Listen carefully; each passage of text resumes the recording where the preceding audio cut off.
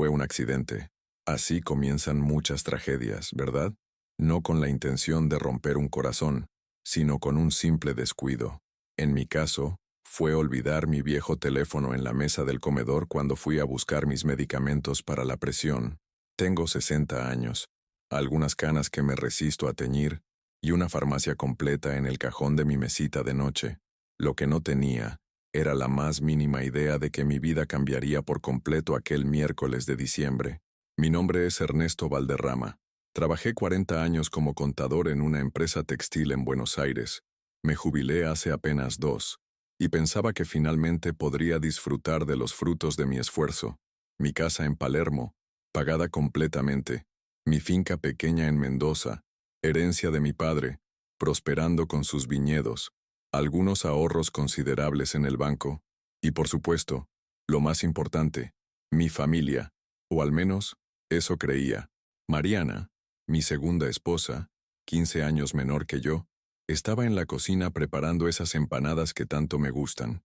Mis hijos del primer matrimonio, Javier de 35 y Luciana de 32, habían venido a almorzar, como cada miércoles. Era nuestro ritual desde que enviudé de Teresa, hace ya 12 años. Aunque al principio les costó aceptar mi relación con Mariana, con el tiempo parecían haberse adaptado, incluso bromeaban con ella, intercambiaban recetas y pasábamos las fiestas juntos. Una familia recompuesta pero funcional. O eso pensaba yo, ingenuo como siempre. Regresé al comedor con mis pastillas y un vaso de agua, y noté que mi teléfono ya no estaba donde lo había dejado. Lo busqué con la mirada y vi que Javier lo sostenía, escribiendo algo con rapidez. «Pa, te llegó un mensaje de Martínez sobre la reunión de exalumnos», me dijo con naturalidad, entregándomelo. Le respondí que sí irás. Le agradecí. Gabriel Martínez era mi compañero del secundario, y estábamos organizando un encuentro para fin de año. No le di mayor importancia al asunto y guardé el teléfono en mi bolsillo. El almuerzo transcurrió como siempre. Javier contando sobre su trabajo en el estudio jurídico, Luciana mostrando fotos de su reciente viaje a Brasil, y Mariana sirviendo la comida con esa sonrisa que me había enamorado hace 10 años.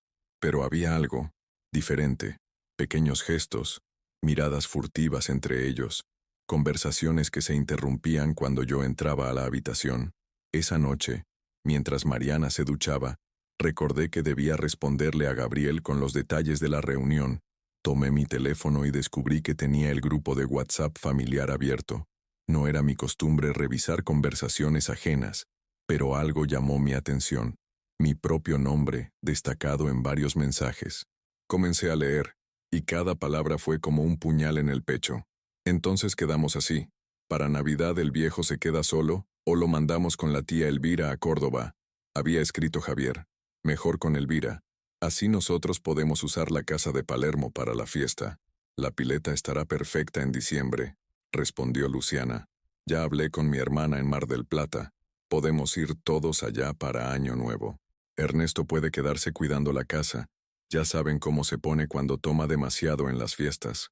El año pasado fue vergonzoso con sus historias repetidas, escribió Mariana. Seguí leyendo, paralizado. No solo planeaban excluirme de las celebraciones familiares, las que yo siempre financiaba completamente, sino que también discutían sobre lo que les correspondería cuando yo ya no estuviera. El departamento del centro tiene que ser para mí. Lo dejó bien claro cuando firmamos esos papeles hace 2 años, insistía Luciana. La finca de Mendoza va a necesitar inversión, pero con los contactos que tengo en la bodega, podemos triplicar su valor en 5 años, calculaba Javier. Recuerden nuestro acuerdo. La casa principal es para mí. Está en el testamento. Ustedes se reparten lo demás.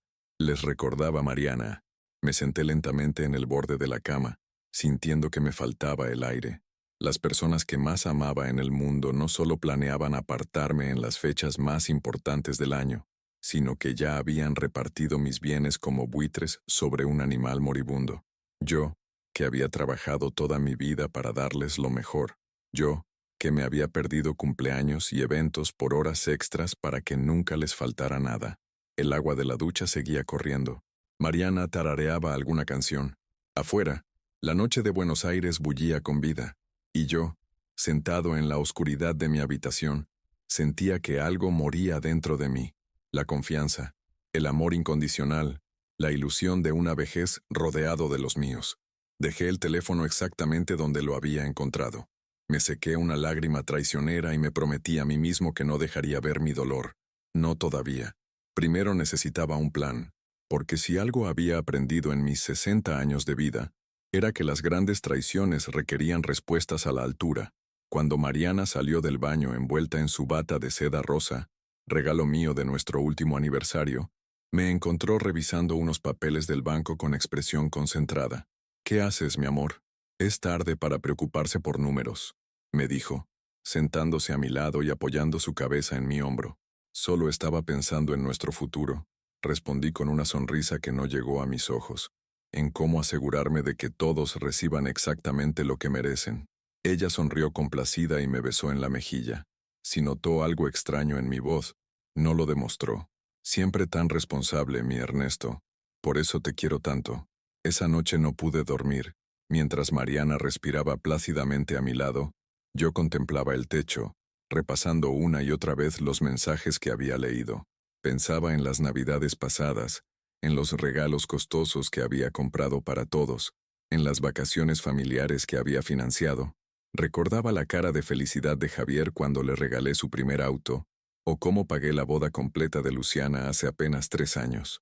Al amanecer, cuando los primeros rayos de sol se colaron por la ventana, ya tenía claro lo que debía hacer. Mi primera llamada sería al doctor González, mi notario desde hacía más de 20 años. La segunda, a mi viejo amigo Miguel, quien se había mudado a un pequeño pueblo en la costa atlántica tras jubilarse. Lo que mi familia no sabía era que el viejo contador, el aburrido de Ernesto, que solo sabía de números y responsabilidades, estaba a punto de darles una lección que no olvidarían jamás. El estudio del doctor González siempre me había parecido excesivamente solemne, con sus estanterías de madera oscura repletas de libros jurídicos, su escritorio macizo que parecía pesar 1 tonelada, y ese persistente olor a papel viejo y café recién hecho. Sin embargo, esa mañana, 2 días después de mi descubrimiento, el lugar me resultó extrañamente acogedor. Quizás porque representaba orden y justicia en medio del caos emocional que estaba viviendo. «Ernesto, qué sorpresa verte tan pronto. Nos reunimos hace apenas 3 meses para actualizar tu testamento», me saludó Ramón González, ajustándose las gafas sobre su nariz afilada. Nos conocíamos desde la universidad, y era de los pocos amigos que había conservado a lo largo de los años. «Necesito hacer cambios importantes, Ramón. Urgentes», respondí. Mientras me acomodaba en la silla frente a él, le conté todo: los mensajes, los planes para excluirme en Navidad, la forma en que ya se habían repartido mis bienes. Mientras hablaba, notaba cómo su expresión pasaba de la sorpresa a la indignación, y finalmente, a una especie de tristeza resignada que probablemente reflejaba la mía propia. «Lamento mucho esto, Ernesto. Las cuestiones de herencia sacan lo peor de las familias. Lo veo todos los días en mi profesión», me dijo cuando terminé mi relato. «¿Qué tienes en mente?» «Quiero revocarlo todo. El testamento actual, los documentos de propiedad compartida, las cuentas mancomunadas, todo», respondí con una firmeza que no sabía que tenía. «Y quiero establecer un nuevo plan». Durante las siguientes 2 horas, Ramón y yo trabajamos en los detalles. Mi nuevo testamento era radicalmente diferente. La casa de Palermo, que estaba destinada a Mariana, ahora sería donada a una fundación para adultos mayores sin recursos, con la condición de que pudiera vivir allí hasta mi fallecimiento. La finca de Mendoza, que Javier ya consideraba suya, se dividiría, una parte para los trabajadores que llevaban décadas cultivándola y otra para un programa de becas para jóvenes enólogos. El departamento del centro que Luciana codiciaba sería vendido, y el dinero iría a un fideicomiso para mi nieta Sofía, la hija de Luciana, pero con la condición de que solo pudiera acceder a él después de los 25 años y habiendo completado una carrera universitaria. «¿Estás seguro de esto?», preguntó Ramón cuando repasamos el documento final. «Es bastante contundente». «Completamente seguro», afirmé. «Pero hay algo más que quiero hacer». Le expliqué mi plan. No solo cambiaría mi testamento, sino que quería que ellos lo supieran. No inmediatamente, sino en el momento adecuado. Para Navidad, precisamente. Eso es un poco teatral, Ernesto, comentó Ramón con una media sonrisa. No sabía que tenías esa vena dramática. A mi edad, uno descubre facetas que no sabía que tenía, respondí, permitiéndome una pequeña sonrisa. Especialmente cuando la vida te da estas sorpresas. Antes de salir del estudio, firmé todos los documentos necesarios. También retiré a Mariana como beneficiaria de mi seguro de vida y de mi pensión. En su lugar, designé a Miguel, mi viejo amigo, con instrucciones específicas de usar ese dinero para establecer una fundación dedicada a enseñar educación financiera a jóvenes de escasos recursos. Esa tarde, mientras conducía de regreso a casa, me sentía extrañamente ligero. El dolor seguía ahí, por supuesto. La traición no se borra con un par de firmas, pero había recuperado algo de control sobre mi vida, sobre mi legado. Los siguientes días fueron un ejercicio de actuación digno de un premio. Seguí mi rutina normal, desayunos con Mariana, llamadas con mis hijos, incluso una cena familiar el domingo. Fingí no notar cómo Luciana inspeccionaba disimuladamente los muebles antiguos que había heredado de mi madre, o cómo Javier me preguntaba, casualmente, sobre los documentos de la finca. Estaba pensando, pa, me dijo Javier durante el postre, que podría ayudarte con la administración de la finca. Tengo un cliente que es experto en el mercado vitivinícola.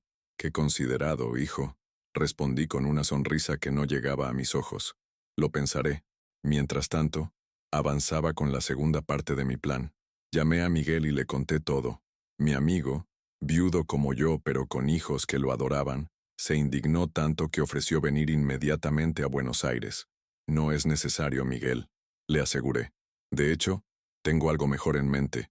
Le expliqué que quería pasar las fiestas con él y su familia en Santa Teresita, el pequeño pueblo costero donde vivía ahora, lejos de Buenos Aires, lejos de la traición.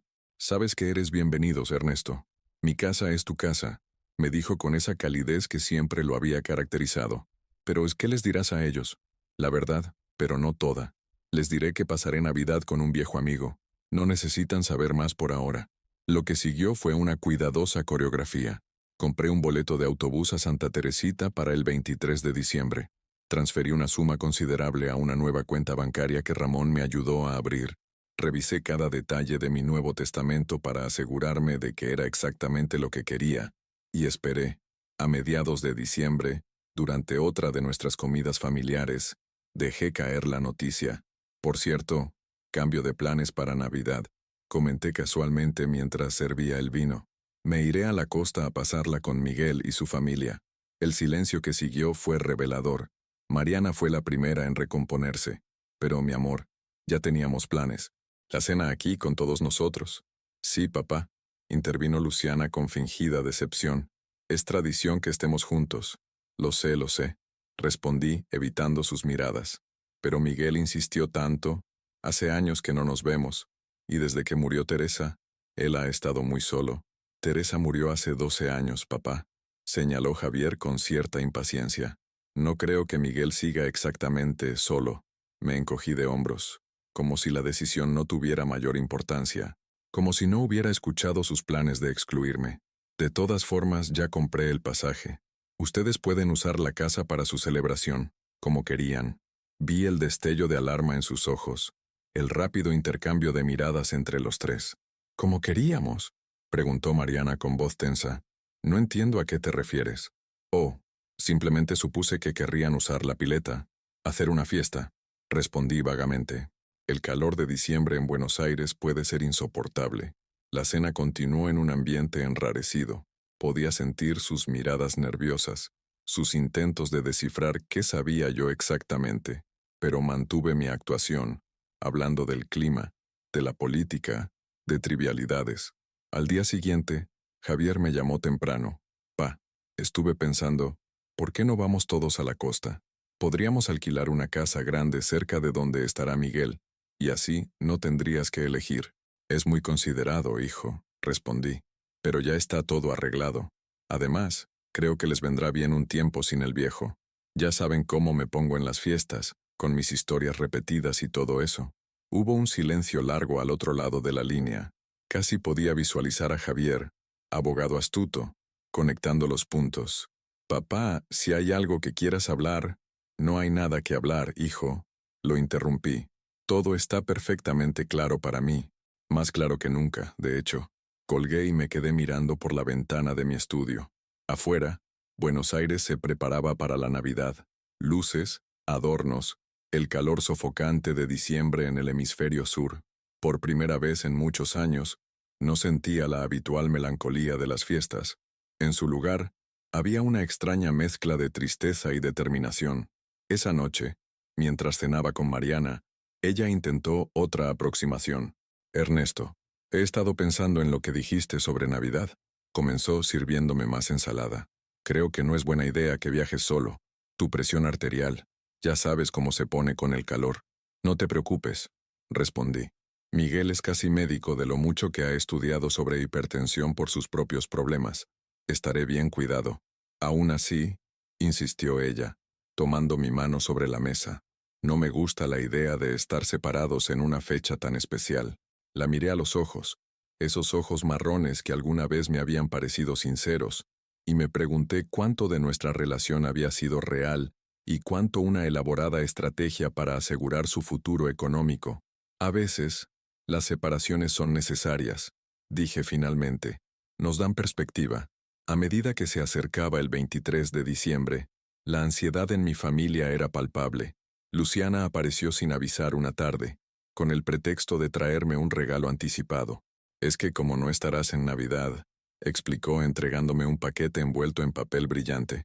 Era una bufanda de cashmere, elegante y costosa, muy por encima de lo que Luciana solía gastar en regalos. Es preciosa, hija, dije, agradeciéndole con un abrazo. No debiste gastar tanto. Nada es demasiado para ti, papá, respondió ella, y por un momento vi a la niña que solía sentarse en mis rodillas para que le leyera cuentos. Te queremos mucho, lo sabes, ¿verdad? Esa noche, no pude dormir pensando en esas palabras. Te queremos mucho. ¿Era posible que, a pesar de sus planes egoístas, hubiera algo de amor genuino en ellos? ¿O era solo otra manipulación, un intento desesperado de asegurar su herencia? La mañana del 23 de diciembre llegó con un calor abrasador. Había preparado mi maleta la noche anterior, ropa ligera, mis medicamentos, algunos libros para leer en la playa. Mariana me observaba con una mezcla de preocupación y algo que no podía definir.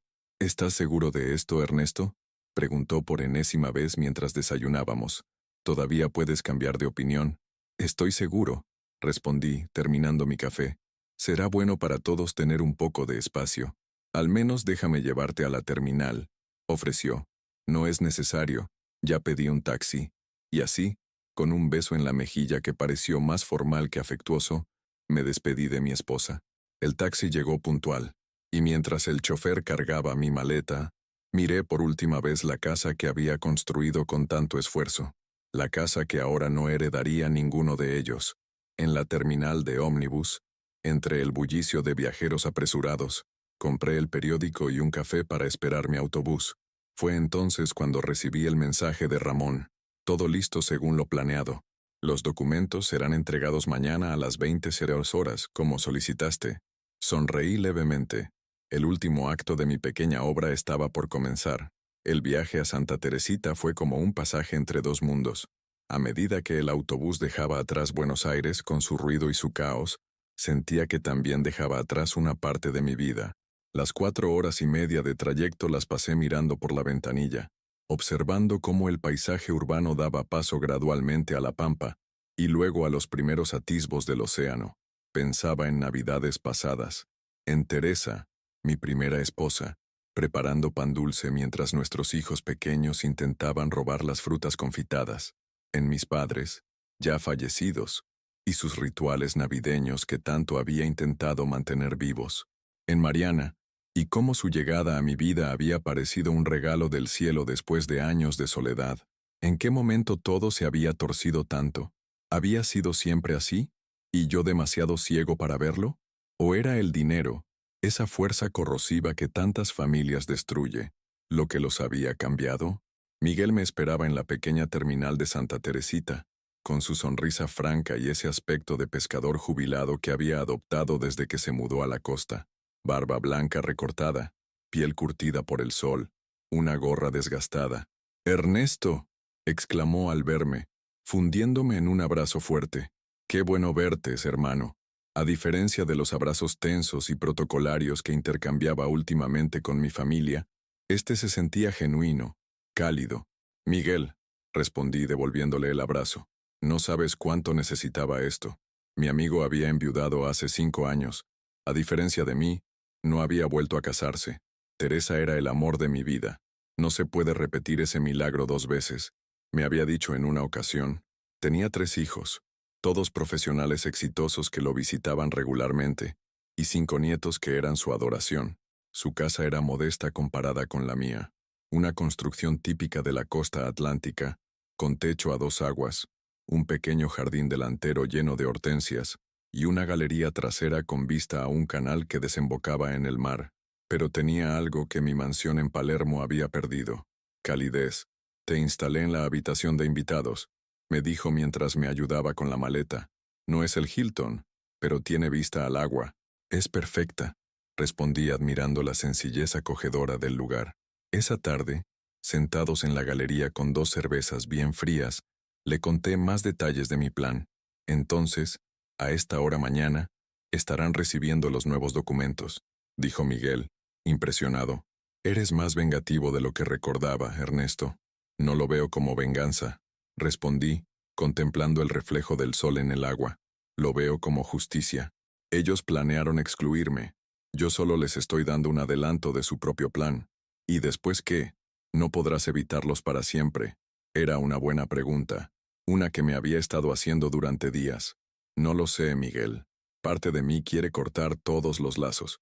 Otra parte», suspiré profundamente, «son mis hijos, después de todo. Y Mariana, fueron buenos años». Miguel asintió comprensivamente. Si alguien podía entender la complejidad de los lazos familiares, era él. «Lo que sea que decidas, sabes que tienes un lugar aquí», me aseguró. Siempre. Esa noche, la familia de Miguel comenzó a llegar para la cena previa a Nochebuena.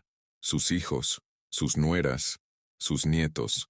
Fui presentado como el tío Ernesto, mi hermano del alma.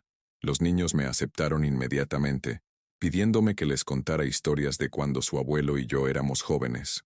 Los adultos me integraron en sus conversaciones como si fuera uno más. Durante la cena, observé a esta familia unida, riendo, discutiendo a veces, pero siempre con un fondo de respeto y cariño genuino.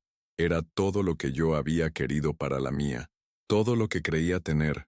Mi teléfono sonó varias veces. Llamadas de Mariana, de Javier, de Luciana. No contesté ninguna. Sabía que mañana, cuando recibieran los documentos, las llamadas se multiplicarían. Ya habría tiempo para eso. Ahora necesitaba este paréntesis, este oasis de autenticidad. A la medianoche, cuando los nietos de Miguel ya estaban dormidos, los adultos brindamos en la galería. El calor había amainado un poco, y una brisa fresca llegaba desde el mar. «Por la familia», dijo Miguel, levantando su copa. «La verdadera familia, la que te ama por lo que eres, no por lo que tienes. Por la familia», repetí, con un nudo en la garganta. Esa noche, en la pequeña habitación de invitados, dormí mejor de lo que lo había hecho en semanas, sin pastillas para el insomnio, sin dar vueltas atormentado por pensamientos oscuros. El sonido distante del mar me arrulló como una canción de cuna. La mañana de Nochebuena transcurrió en una agradable rutina de playa, almuerzo tardío y preparativos para la cena. Ayudé a Miguel a preparar el asado, mientras sus nietos decoraban la mesa del jardín con guirnaldas y velas. Su hija menor, Laura, me enseñó a hacer su receta secreta de ensalada rusa. A las 7 de la tarde, cuando el sol comenzaba a declinar, miré el reloj. En Buenos Aires, Ramón estaría llegando a mi casa con los documentos. Imaginé la escena, la familia reunida, quizás ya comenzando a preocuparse por mi ausencia prolongada. El timbre, la sorpresa al ver al notario, la confusión inicial, luego el shock al comprender. Mi teléfono, que había permanecido en silencio la mayor parte del día, comenzó a sonar insistentemente a las 8:30. Primero Mariana, luego Javier, después Luciana. WhatsApps, llamadas, mensajes de voz. No atendí ninguno. ¿No vas a responder?, preguntó Miguel, observándome mientras preparábamos la mesa para la cena. Mañana, respondí. Esta noche es para nosotros. La cena de Nochebuena con la familia de Miguel fue todo lo que una celebración debe ser.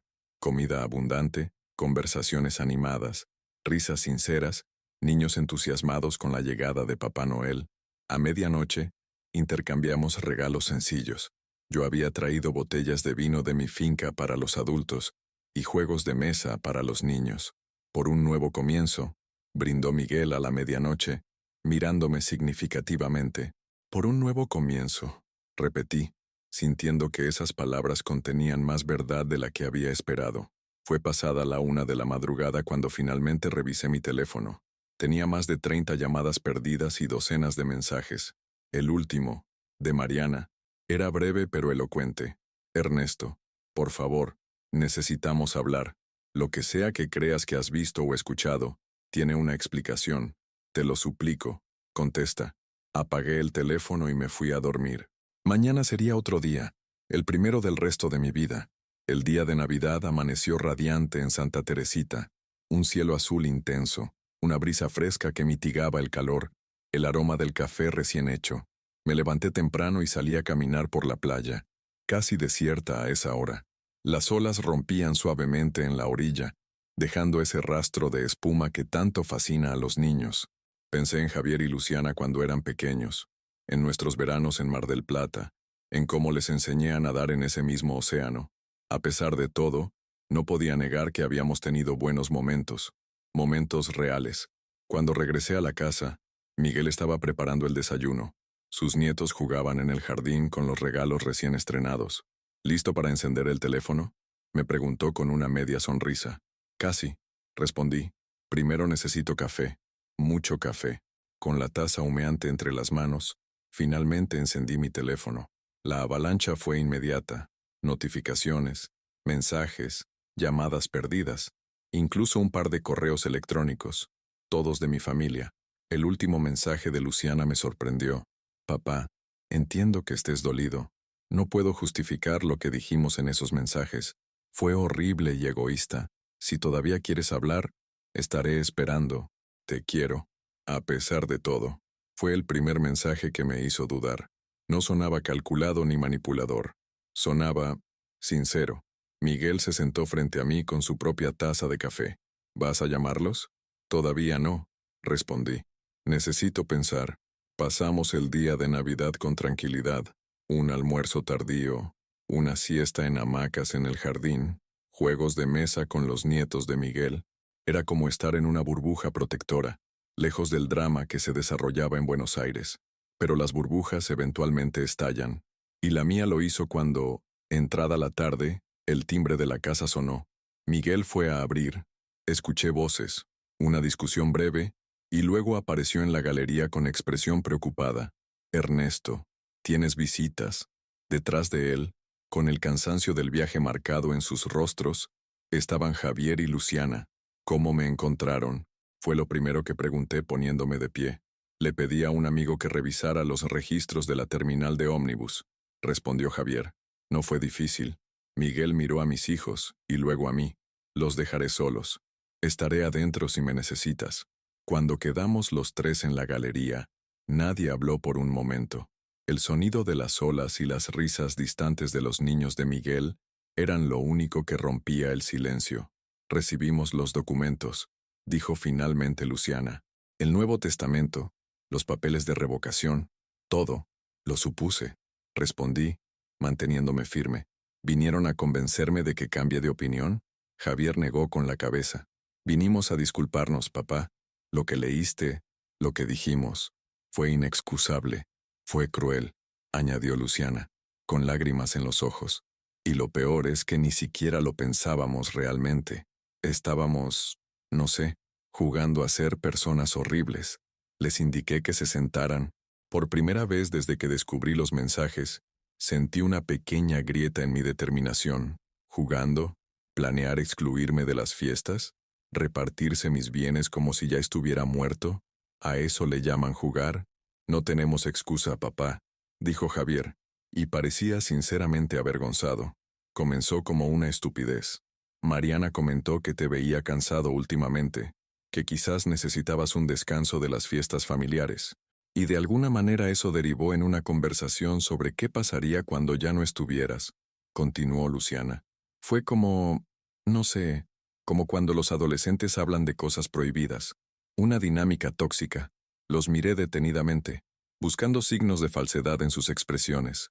No los encontré. Lo que vi fue vergüenza, arrepentimiento y algo más. Miedo. Miedo de perderme. ¿Y ahora qué? Pregunté. ¿Esperan que todo vuelva a ser como antes? No esperamos nada, papá, respondió Javier con una seriedad que rara vez le había visto. Tienes todo el derecho a estar furioso, a cambiar tu testamento, a no querer vernos nunca más. Solo vinimos porque eres nuestro padre, añadió Luciana sin contener ya las lágrimas. Y porque te amamos, aunque no lo parezca después de lo que hicimos. Algo se removió dentro de mí. Quizás fue ver a mis hijos, ya adultos, llorando como cuando eran pequeños y cometían alguna travesura, o quizás fue comprender que, a pesar de todo, seguía queriendo ser su padre. ¿Dónde está Mariana? Pregunté notando su ausencia. Javier y Luciana intercambiaron una mirada incómoda. Se quedó en Buenos Aires, respondió Javier. Dijo que esto teníamos que arreglarlo nosotros primero, como familia. Ella, bueno, entiende que su posición es diferente. Asentí lentamente. Al menos eso mostraba cierta sensatez por su parte. No voy a cambiar el testamento, dije finalmente.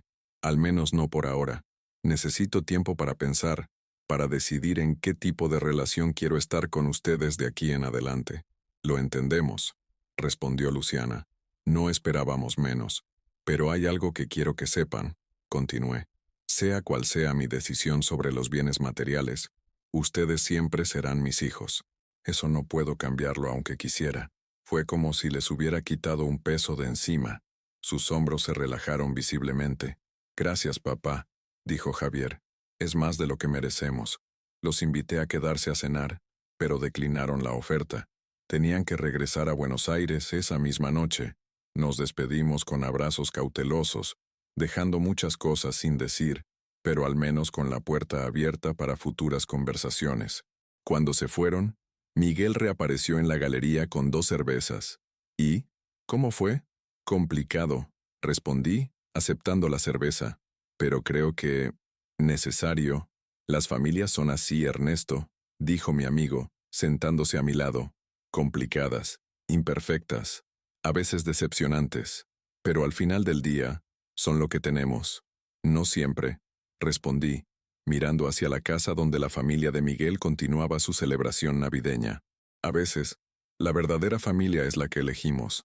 Miguel asintió, comprendiendo el peso de mis palabras. Entonces, ¿qué harás con Mariana?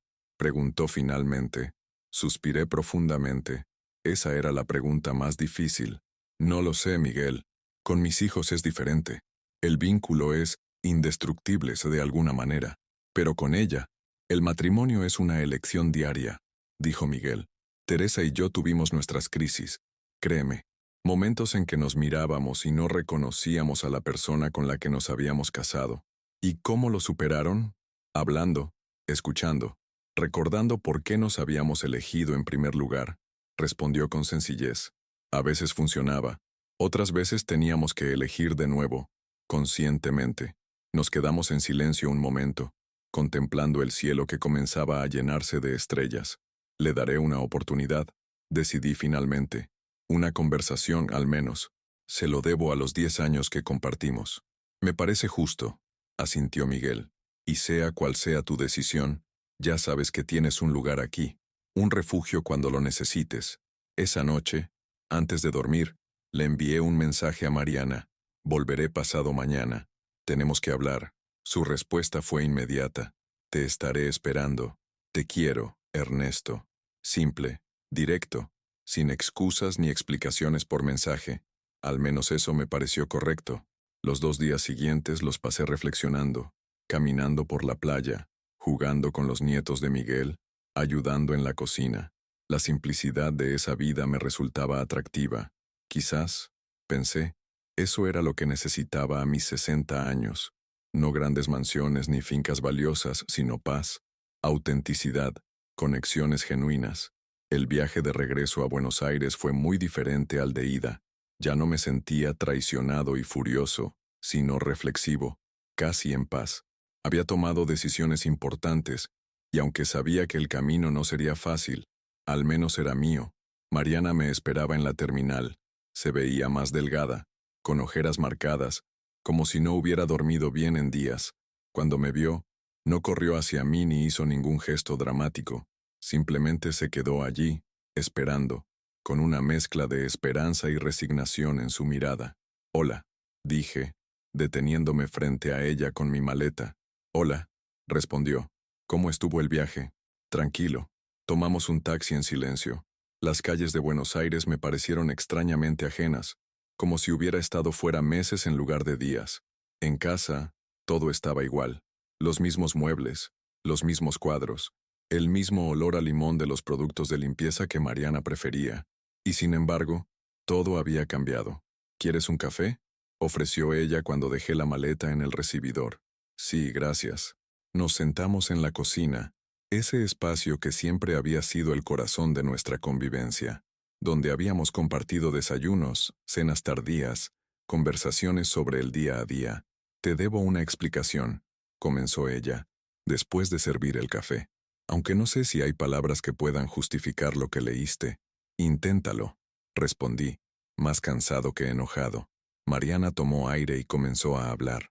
Me contó cómo, al principio, nuestra relación había sido genuina, cómo se había enamorado de mí a pesar de la diferencia de edad, de mi viudez, de mis 2 hijos ya adultos. Pero con el tiempo, empecé a sentirme, no sé, como si mi papel en tu vida fuera secundario, confesó. Javier y Luciana siempre venían primero, y luego estaban tus amigos de toda la vida, tu trabajo. Nunca me dijiste que te sentías así, interrumpí. No quería parecer la esposa joven y celosa, respondió con una sonrisa triste. Así que comencé a pensar en el futuro, en asegurar mi lugar. El testamento, la casa a mi nombre, era mi forma de sentirme segura, de creer que tenía un lugar permanente en tu vida. ¿Y la conversación sobre excluirme en Navidad? Mariana bajó la mirada, avergonzada. Comenzó como una broma tonta. Estaba frustrada porque querías invitar a todos tus viejos amigos, como siempre. Comenté algo sobre qué pasaría si por una vez no fueras el centro de la celebración, y de alguna manera se nos fue de las manos. Javier sugirió mandarte con Elvira. Yo mencioné lo de Mar del Plata. Era como un juego perverso que se alimentaba a sí mismo. La miré detenidamente, buscando la verdad en sus palabras. Parecía sincera, pero ¿podía confiar nuevamente? ¿Me amaste alguna vez, Mariana? ¿O siempre fui un boleto a la seguridad económica?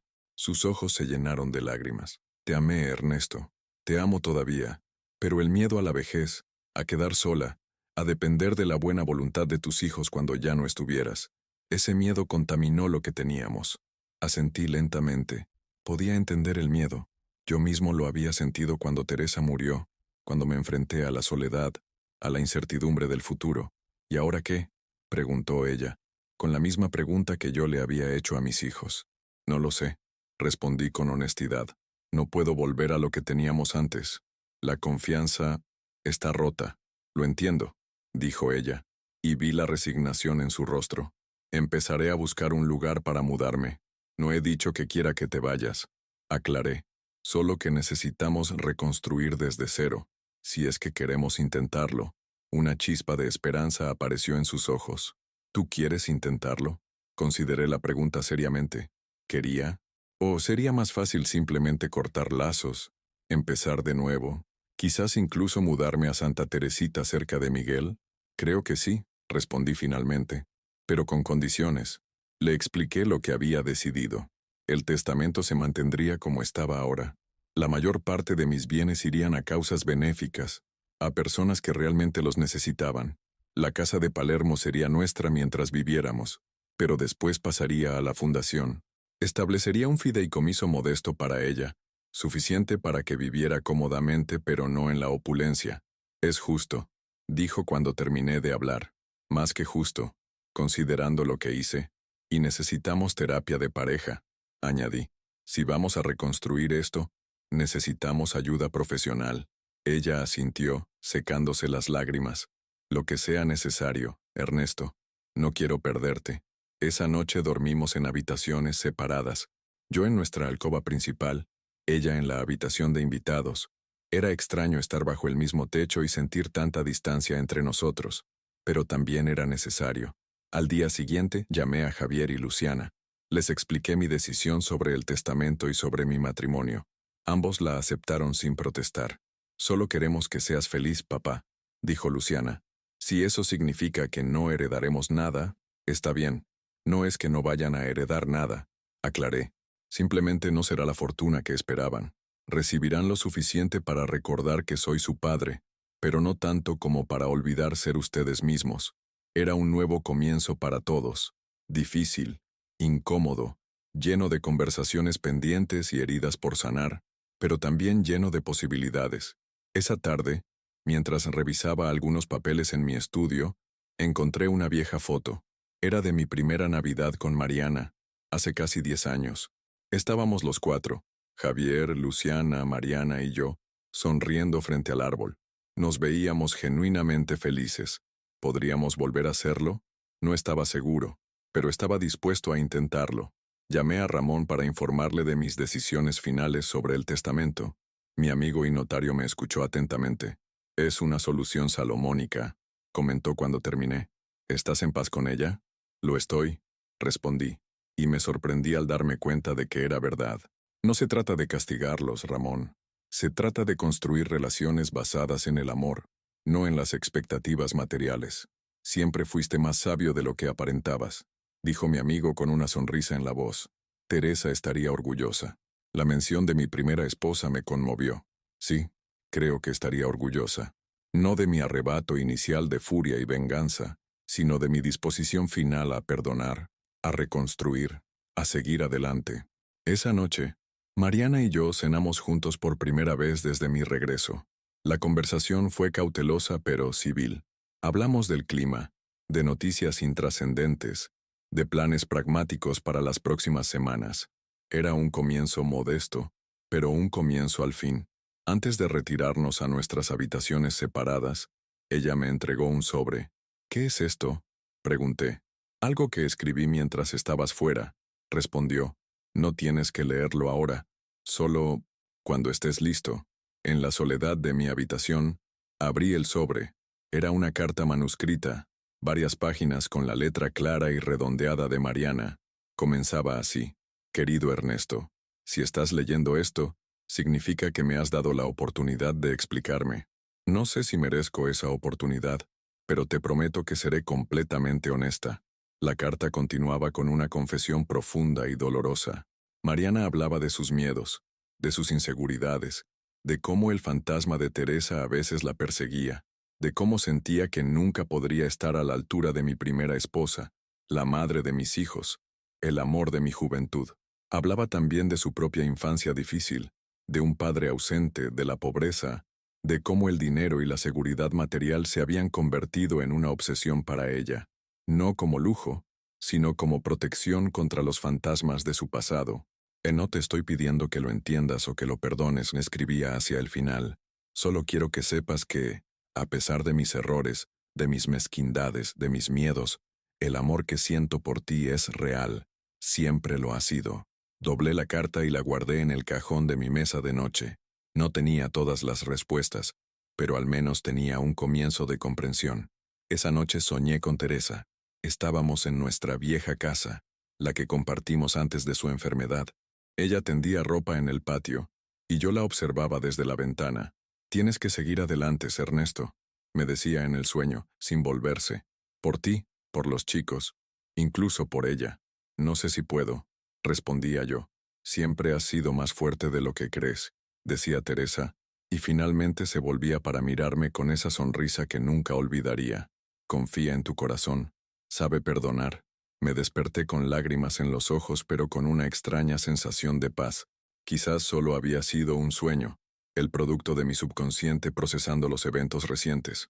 O quizás, de alguna manera, Teresa realmente me estaba hablando a través del tiempo, del espacio, del misterio que separa la vida de la muerte.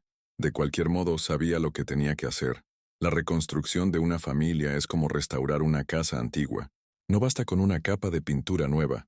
Hay que revisar los cimientos, reparar las vigas dañadas, a veces incluso derribar paredes para construirlas de nuevo, más sólidas. Y sobre todo, se necesita paciencia, mucha paciencia. El primer mes después de el incidente, como comenzamos a llamarlo eufemísticamente, fue el más difícil. Mariana y yo asistíamos a terapia de pareja 2 veces por semana. Al principio, las sesiones eran tensas, llenas de silencios incómodos y reproches apenas contenidos. Dormíamos en habitaciones separadas, comíamos juntos pero manteníamos conversaciones superficiales. Con mis hijos, la dinámica era diferente pero igualmente complicada.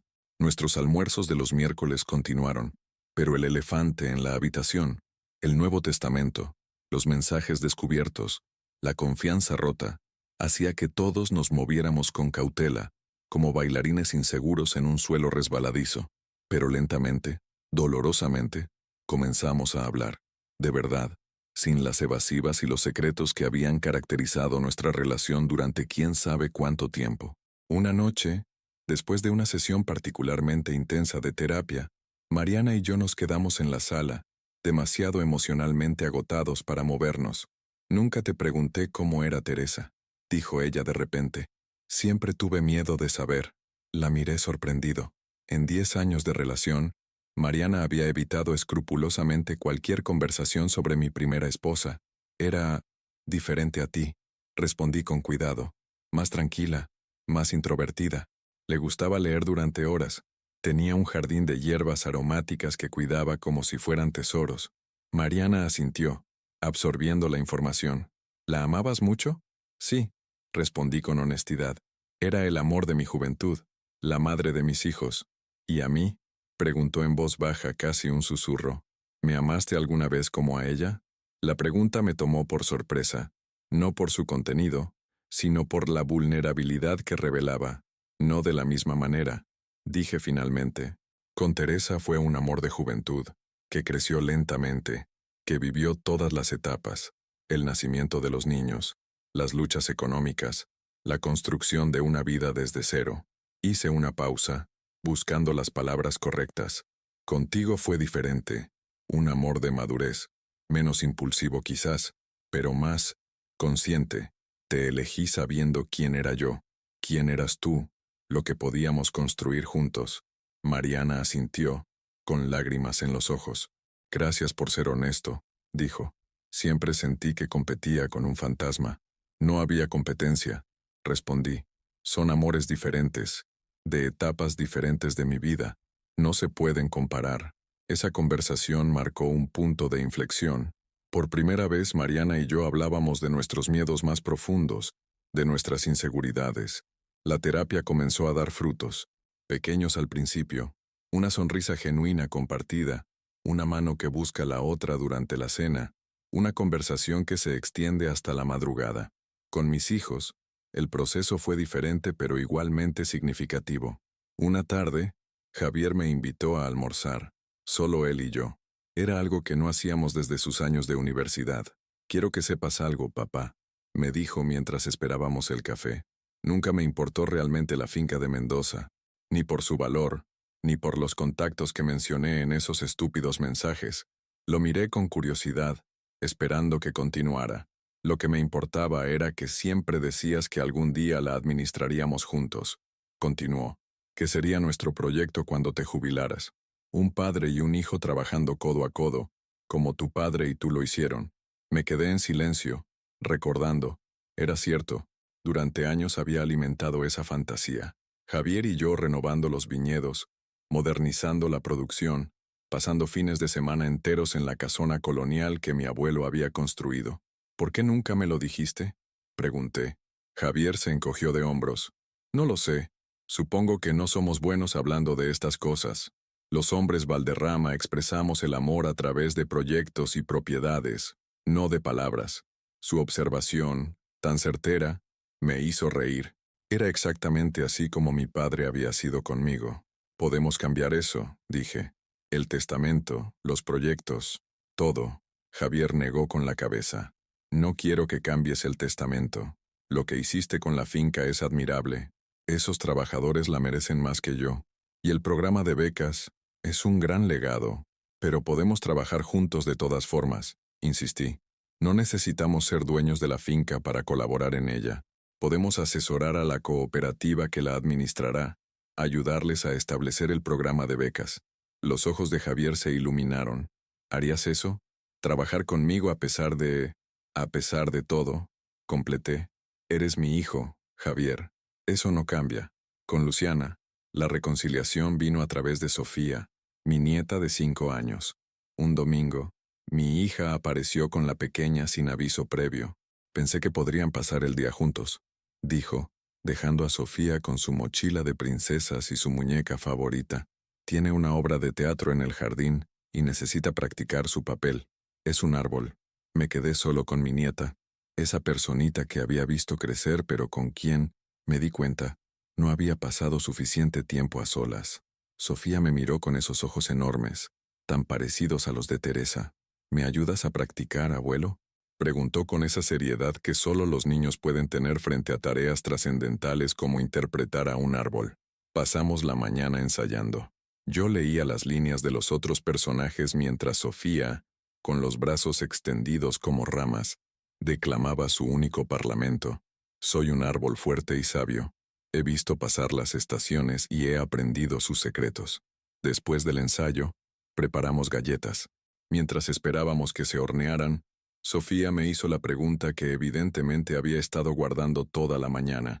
Mami dice que estabas triste porque pensabas que ya no te queríamos. ¿Es verdad? La miré sorprendido.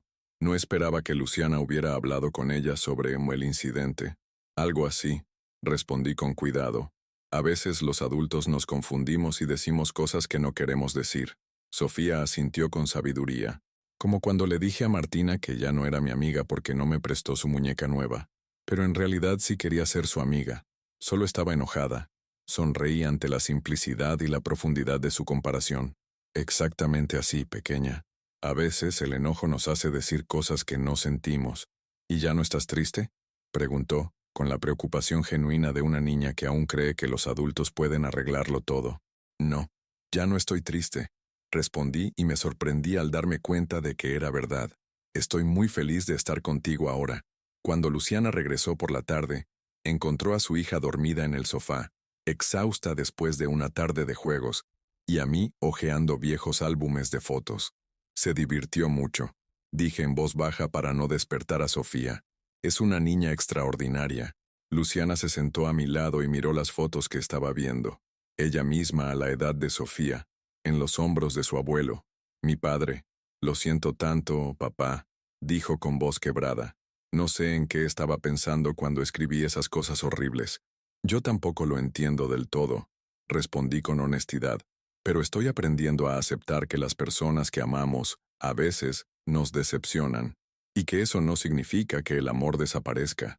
Luciana apoyó su cabeza en mi hombro, como solía hacer cuando era pequeña y estaba cansada. ¿Sabes qué es lo más irónico?, dijo después de un momento. Nunca me importó realmente el departamento del centro. Lo que me importaba era que mamá siempre decía que allí había sido feliz cuando recién se casaron, cuando yo era bebé. Es cierto, recordé. Fueron buenos años, a pesar de lo pequeño que era el lugar y de lo mucho que trabajábamos. Quería conservar ese pedazo de historia familiar, continuó Luciana, pero en vez de decírtelo así, lo convertí en una cuestión de propiedad y herencia, como si el valor estuviera en los ladrillos y no en los recuerdos. La abracé, conmovido por su confesión. Los recuerdos no necesitan escrituras, le dije. Son nuestros, pase lo que pase con los edificios. Así, poco a poco, fuimos reconstruyendo los puentes rotos. No fue fácil ni rápido. Hubo días de retroceso, momentos de duda, conversaciones difíciles que terminaban en lágrimas o puertas cerradas con fuerza, pero también hubo avances. Mariana y yo comenzamos a compartir nuevamente la habitación matrimonial, aunque con cierta cautela inicial. Javier y yo empezamos a viajar a Mendoza una vez al mes, para trabajar con los viñateros en el plan de transición. Luciana me invitaba regularmente a pasar tiempo con Sofía. 6 meses después de ese incidente, Decidimos intentar una cena familiar completa, los 4 juntos, como antes, pero diferentes. La cena transcurrió con una naturalidad que me sorprendió. Hablamos de temas cotidianos, reímos con anécdotas del trabajo de Javier, nos entusiasmamos con los planes de viaje de Luciana. Mariana había preparado mi plato favorito, y por primera vez en mucho tiempo, la sentí relajada, auténtica. Al servir el postre, una tarta de manzana que Teresa me había enseñado a hacer y que yo le había enseñado a Mariana, Javier levantó su copa.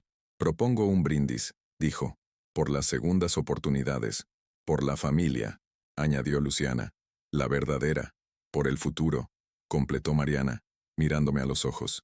Levanté mi copa y los miré a todos. Mi familia, imperfecta, complicada, herida, pero mía, por nosotros, dije simplemente, por todo lo que hemos aprendido.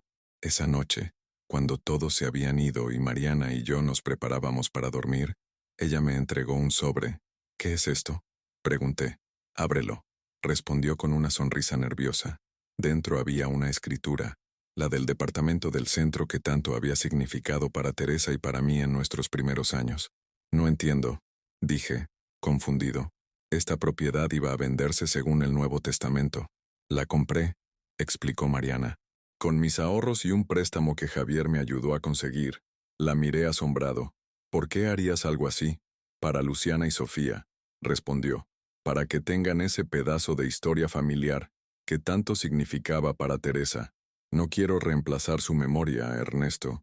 Quiero honrarla, como parte de nuestra historia compartida. El gesto me conmovió profundamente. No era solo una propiedad lo que Mariana había comprado. Era una forma de decirme que aceptaba todo mi pasado, que respetaba mis raíces, que quería ser parte de mi historia completa, no solo del capítulo que habíamos escrito juntos. Gracias, dije, abrazándola. Es el regalo más significativo que podrías haberme hecho. Y así, poco a poco, con gestos grandes y pequeños, con conversaciones difíciles y momentos de reconciliación, fuimos reconstruyendo lo que se había roto. Un año después de el incidente, volví a visitar a Ramón, mi notario y amigo. Quería hacer algunos ajustes al testamento. ¿Estás seguro?, preguntó él cuando le expliqué los cambios que tenía en mente. Después de todo lo que pasó, completamente seguro, respondí. Han demostrado que han cambiado. Yo también he cambiado. Los cambios no eran drásticos. La mayor parte de mis bienes seguirían destinados a las causas benéficas que había elegido, pero añadí algunas cláusulas. Javier recibiría una participación minoritaria en la cooperativa de la finca, reconociendo el trabajo que estaba haciendo con los viñateros. Luciana tendría derecho a vivir en el departamento del centro, ahora propiedad de Mariana, mientras Sofía completaba sus estudios. Y para Mariana, aumenté el fideicomiso que le había asignado, asegurando que viviera cómodamente, sin lujos excesivos pero sin preocupaciones. No es lo que esperaban originalmente, comentó Ramón mientras firmaba los documentos, pero es más generoso de lo que merecían, considerando lo que hicieron. No se trata de merecer, Ramón, respondí. Se trata de amor. El amor no se gana ni se merece. Simplemente es. Mi amigo asintió, con esa media sonrisa suya que indicaba que no estaba completamente de acuerdo, pero que respetaba mi decisión. Siempre fuiste un romántico incorregible, Ernesto. Incluso con esos números fríos que manejabas como contador. Quizás tenía razón. Quizás, debajo de mi exterior pragmático, siempre había sido un soñador que creía en la redención, en las segundas oportunidades, en la capacidad humana para aprender de los errores. O quizás simplemente había comprendido, a mis 60 años, que el perdón no es un regalo que le das a otro, es un regalo que te das a ti mismo. 2 años después del incidente, como seguíamos llamándolo en familia, llegó otra Navidad, pero esta vez, todo era diferente. Habíamos decidido celebrarla en la finca de Mendoza, la casa colonial, con sus paredes gruesas que mantenían el fresco a pesar del calor del verano austral, sus patios llenos de jazmines y sus vistas a los viñedos infinitos. Nos parecía el lugar perfecto para esta nueva etapa. Llegamos 3 días antes de Nochebuena. Javier y su novia Alejandra, Luciana con Sofía y su nuevo novio Carlos, Mariana y yo, Miguel y 2 de sus hijos, Se unirían a nosotros en Nochebuena, creando un puente entre mi familia de sangre y la familia que había elegido. La finca estaba en plena transformación. Bajo la dirección de la cooperativa y con el asesoramiento de Javier, los antiguos viñedos estaban siendo renovados con técnicas sustentables. Una parte de la propiedad se había dedicado a un pequeño centro educativo donde jóvenes de la zona aprendían enología y viticultura. El programa de becas había comenzado ese mismo año, con 5 estudiantes seleccionados de entre familias de escasos recursos.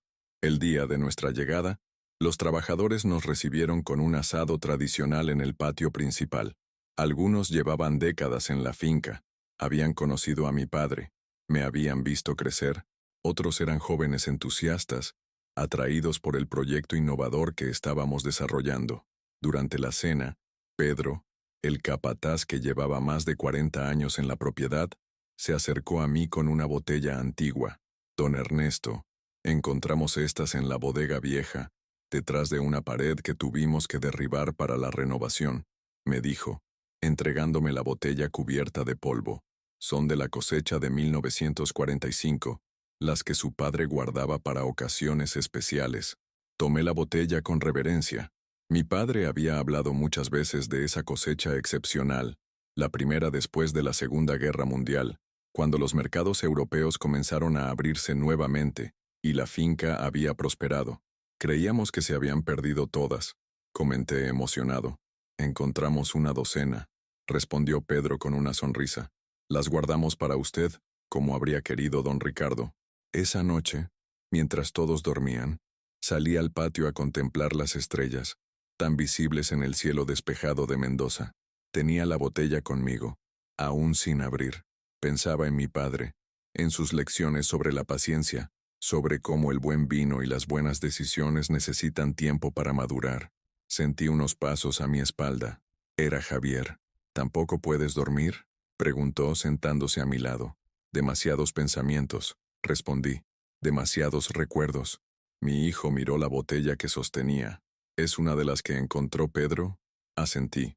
Tu abuelo solía decir que este vino era como la vida, complejo, con capas de sabores que solo se revelan con el tiempo y la paciencia. Suena como el tipo de cosa que tú dirías, comentó Javier con una sonrisa. Las manzanas no caen lejos del árbol, respondí, devolviéndole la sonrisa. Nos quedamos en silencio un momento, contemplando las hileras de viñedos que se extendían bajo la luz plateada de la luna. «Sabes, papá», dijo finalmente Javier, «nunca te agradecí». «¿Por qué?» «Por no rendirte con nosotros, por darnos otra oportunidad cuando lo más fácil habría sido apartarnos de tu vida». Lo miré, sorprendido por la vulnerabilidad en su voz. «Mi hijo, siempre tan seguro, tan contenido. Ustedes son mi vida», respondí simplemente. «No hay una en mi vida, separado de ustedes, por más que a veces me hayan hecho querer creer lo contrario. Aún así», insistió, «gracias, por enseñarnos que el amor no es solo un sentimiento, sino una decisión, una que tomas cada día, especialmente cuando es difícil». Sus palabras me conmovieron profundamente. Era la lección que mi padre me había enseñado, la que Teresa y yo habíamos practicado en nuestros años juntos, la que estaba aprendiendo nuevamente con Mariana. «¿Deberíamos abrirla?», preguntó Javier, señalando la botella. «¿Ahora? Son casi las 2 de la mañana. ¿Qué mejor momento?», respondió con un brillo travieso en los ojos, tan parecido al que tenía cuando era niño, y proponía alguna aventura. Sonreí y asentí. Javier fue a buscar 2 copas mientras yo limpiaba cuidadosamente la botella y preparaba el sacacorchos. El corcho, frágil por los años, se desmoronó parcialmente, pero logramos abrirla sin arruinar el vino. El aroma que emergió era increíble. Frutas maduras, cuero, un toque de vainilla y especias. 79 años de historia capturados en un perfume. Serví 2 dedos en cada copa y le entregué una a mi hijo. Brindamos en silencio, sin necesidad de palabras. El primer sorbo fue una revelación. El vino había envejecido perfectamente, conservando su estructura pero ganando una complejidad y una elegancia que solo los grandes vinos logran con el tiempo. «Es extraordinario», dijo Javier mirando su copa con reverencia. «Como la vida misma», respondí. «A veces amarga, a veces dulce, pero siempre, siempre sorprendente. A la mañana siguiente, el bullicio de la casa me despertó temprano. Sofía corría por los pasillos, entusiasmada con la idea de ayudar a decorar el enorme árbol de Navidad que habíamos traído desde la ciudad. Luciana y Carlos preparaban el desayuno en la cocina, llenando la casa con el aroma del café recién hecho y tostadas. Mariana organizaba los adornos navideños que habíamos acumulado a lo largo de los años, separando los más frágiles para ponerlos fuera del alcance de las manos entusiastas de Sofía. Cuando bajé, todos me saludaron con una calidez que me recordó a las Navidades de mi infancia, cuando esta misma casa se llenaba de risas y preparativos. «Buenos días, abuelo», exclamó Sofía, corriendo a abrazarme. «¿Me ayudas a poner la estrella en lo más alto del árbol? Mamá dice que soy muy pequeña todavía». «Por supuesto, pequeña», respondí, alzándola en brazos, «aunque pronto estarás tan alta que podrás hacerlo sin ayuda». El día transcurrió en una mezcla de preparativos navideños y exploración de la finca. Carlos, que nunca había estado en un viñedo, se mostró fascinado con el proceso de producción del vino. Alejandra, la novia de Javier, resultó ser una cocinera entusiasta y se unió a Mariana en la preparación de los platos tradicionales para la cena de Nochebuena. Por la tarde, mientras Javier llevaba a Sofía a conocer a los caballos de la finca, me senté con Luciana en la galería. Mi hija parecía distinta, más serena que en años anteriores. «¿Te ves feliz?», comenté. «Lo estoy», respondió con una sonrisa tranquila. «Carlos es diferente a los hombres con los que he estado antes. Más centrado, más auténtico. Se nota», dije. «La forma en que te mira me recuerda a cómo miraba yo a tu madre». Luciana apoyó su cabeza en mi hombro, en ese gesto que nunca había cambiado desde su niñez. «La extraño, ¿sabes? Especialmente en estas fechas, pero al mismo tiempo, me alegra que Mariana esté aquí, que hayamos encontrado esta nueva forma de ser familia. Tu madre estaría orgullosa de ti», dije, besando su frente, «de la mujer en que te has convertido, de la madre que eres para Sofía. ¿Tú crees? A veces siento que la estoy decepcionando. Teresa nunca esperó que fueras perfecta», respondí. «Solo que fueras auténtica, que vivieras con integridad, y eso lo estás haciendo, especialmente después de todo lo que hemos pasado». Luciana asintió, con lágrimas en los ojos. «Gracias, papá, por no rendirte con nosotros». La noche de Nochebuena llegó con un cielo estrellado y una suave brisa que aliviaba el calor del día. Miguel y sus hijos habían llegado por la tarde, trayendo más alegría y energía a la casa. La mesa larga del comedor, que no habíamos usado en años, estaba dispuesta en el patio, bajo una pérgola cubierta de luces. La cena fue abundante, ruidosa, caótica a veces, exactamente como debía ser. Los vinos de la finca fluyeron generosamente, acompañando los platos tradicionales que Mariana y Alejandra habían preparado. Las conversaciones se superponían, las risas estallaban por todos lados. En un momento, miré alrededor de la mesa y sentí una oleada de gratitud tan intensa que casi me dejó sin aliento. Mi familia extendida, unida a pesar de, o quizás gracias a, las crisis que habíamos atravesado. A medianoche, cuando los brindis y los abrazos de felicitación habían pasado, cuando los niños ya dormían soñando con los regalos del día siguiente, me escabullí nuevamente al patio. La noche era perfecta, tibia y aromática, llena de los perfumes de jazmines y madreselvas. Mariana me encontró allí. «¿Todo bien?», preguntó sentándose a mi lado. «Mejor que bien», respondí tomando su mano. «Estaba pensando en cuánto ha cambiado todo en 2 años. Para mejor», añadió ella. «Para mejor», confirmé. Aunque el camino no fue fácil, Mariana apoyó su cabeza en mi hombro, en un gesto tan parecido al de Luciana que me hizo sonreír. «¿Sabes qué es lo más irónico?», dijo después de un momento. «Si no hubiera ocurrido el incidente, probablemente seguiríamos en esa dinámica tóxica. Yo obsesionada con la seguridad material, los chicos esperando su herencia, tú creyendo que todo estaba bien. A veces se necesita una crisis para ver la verdad», comenté, «para romper los patrones dañinos. Como ese dicho sobre cómo las heridas permiten que entre la luz», añadió ella. Nos quedamos en silencio un momento, contemplando las estrellas, tantas, tan brillantes en el cielo mendocino. «Tengo algo para ti», dije finalmente sacando un pequeño paquete del bolsillo de mi camisa. No podía esperar hasta mañana. Mariana lo tomó con curiosidad. Dentro había un juego de llaves. ¿Qué es esto?, preguntó. Las llaves de una pequeña casa en Santa Teresita, respondí. A 2 cuadras de la de Miguel. La compré hace un mes. Sus ojos se abrieron con sorpresa. ¿Vamos a mudarnos? No exactamente, expliqué, pero pensé que podríamos pasar temporadas allí, alejarnos del ruido de Buenos Aires, estar cerca de amigos verdaderos, construir una vida más simple. La idea había estado rondando en mi mente desde aquella primera visita a Miguel, la paz que había sentido allí, la autenticidad de las relaciones, la sencillez de la vida cotidiana. Me encanta la idea, dijo Mariana, besándome suavemente. Un nuevo comienzo, en un lugar nuevo. No tan nuevo, corregí. Un regreso a lo esencial, a lo que realmente importa. En ese momento, como si el universo quisiera subrayar mis palabras, una estrella fugaz cruzó el cielo. Mariana y yo la vimos al mismo tiempo. Pide un deseo, dijo ella. Cerré los ojos brevemente, pero en realidad no necesitaba pedir nada. Todo lo que había deseado, todo lo que realmente importaba, ya estaba allí. El amor recuperado, la familia reconciliada, un futuro con propósito. A la mañana siguiente, el caos alegre de la Navidad invadió la casa desde temprano. Sofía fue la primera en despertar, corriendo a llamar a todos para abrir los regalos. Los adultos, con diversos grados de somnolencia, nos reunimos en la sala donde el árbol custodiaba los paquetes envueltos en papeles brillantes. Observé cómo mi nieta repartía los regalos con la seriedad de un director de orquesta, cómo los rostros se iluminaban con cada obsequio, cómo los abrazos y los agradecimientos fluían naturalmente. Pensé en aquellos mensajes de WhatsApp de hace 2 años, en los planes para excluirme, en la codicia apenas disimulada por mis posesiones.